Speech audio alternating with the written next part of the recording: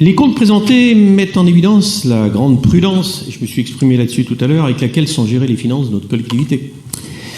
L'épargne nette ressort à 45,2 millions d'euros.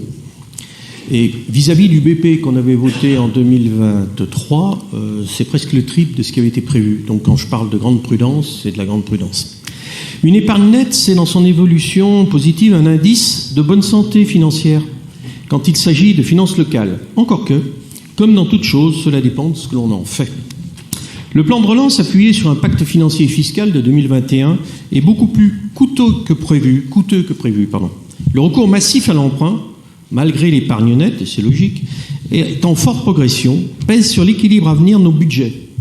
On n'emprunte plus à moins de 1%, comme au début de la séquence, mais à près de 4%. Et la situation actuelle, dont on pensait qu'elle pourrait amener une diminution des taux, n'est pas telle qu'on puisse être optimiste.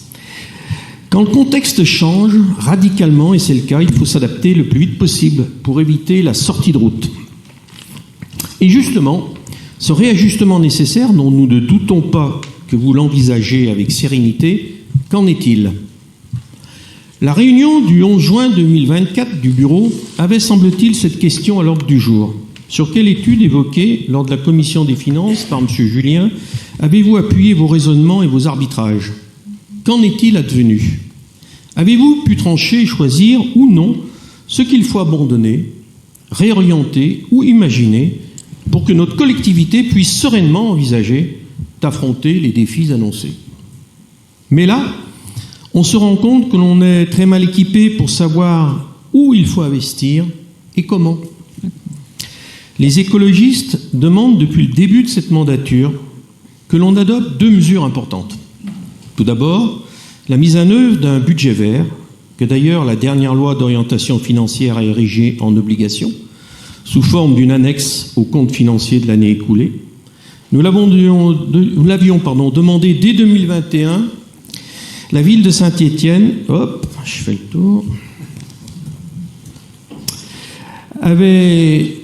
dont le président était de plein exercice de la métropole, le maire était le président de la métropole, a accédé à cette demande et a commencé à la mettre en œuvre en 2022. La mutualisation des services financiers devrait nous permettre de bénéficier de l'expérience d'ores et déjà acquise dans cet exercice nouveau, mais très utile. Très utile en ce qu'il permet de ne plus arbitrer qu'en fonction d'une approche strictement financière, ce qui, vous en conviendrez, peut aider à faire des choix plus éclairés. La deuxième, c'est bien sûr sur l'évaluation qualitative et quantitative de nos politiques. Cela veut dire que lorsqu'elles sont lancées, elles doivent être accompagnées d'indicateurs qualitatifs et quantitatifs qui permettront d'en suivre l'application sur le terrain et de prendre les mesures correctives qui permettent d'atteindre les objectifs initialement fixés ou, le cas échéant, de les réajuster. Cela aurait le grand avantage de pouvoir travailler dans une plus grande transparence vis-à-vis de nos concitoyennes et concitoyens et de l'ensemble des membres du Conseil métropolitain. Enfin, il semble qu'il serait opportun de mettre en place une cartographie des risques de notre collectivité. Rien de révolutionnaire, cette approche est déjà à l'œuvre dans de nombreuses autres collectivités. Elle contribue, comme les 2 autres propositions, à intégrer une vision anticipatrice, éclairée, pour préparer et armer notre collectivité face aux défis qui s'annoncent. Le CIAT, Conférence des inspecteurs et auditeurs territoriaux, en a identifié 10. Les 3 premiers en sont le dérèglement climatique, la déplétion des ressources naturelles, la cybermalveillance. C'est les 3 premiers.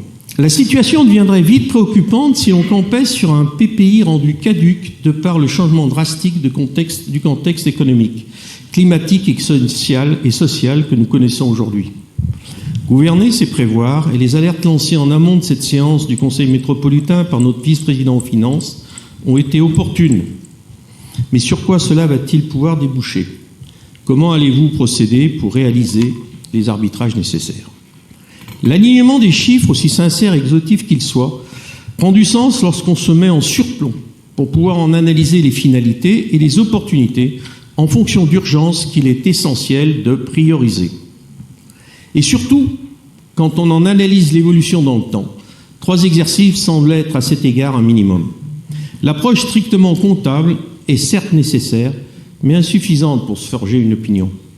Vous l'aurez compris, une fois le constat posé, et dont nous n'avons jamais remis en cause la sincérité, il est temps d'agir pour que les besoins essentiels de nos concitoyens et concitoyennes soient préservés. Je pense à l'approvisionnement en eau, bien sûr, mais aussi aux besoins alimentaires.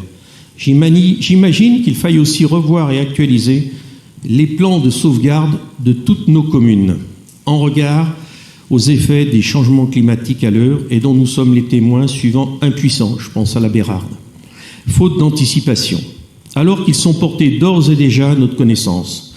Ne pas agir lorsqu'on ignore un risque est pardonnable. Ne pas agir alors que cela est connu et avéré est coupable. Je n'ai pas voulu rajouter des chiffres aux chiffres, mais nous voulions, écologistes, représentés à la métropole, faire émerger des solutions plutôt que des anathèmes, des pistes, des réflexions à partager plutôt que des échanges stériles. Les 3 pistes évoquées plus haut peuvent nous y aider. Nous nous revoyons le 3 octobre, je crois. Souhaitons qu'à cette date, nous sachions prendre de la hauteur pour décider judicieusement des arbitrages à rendre et pour ne pas injurier l'avenir. Je vous remercie.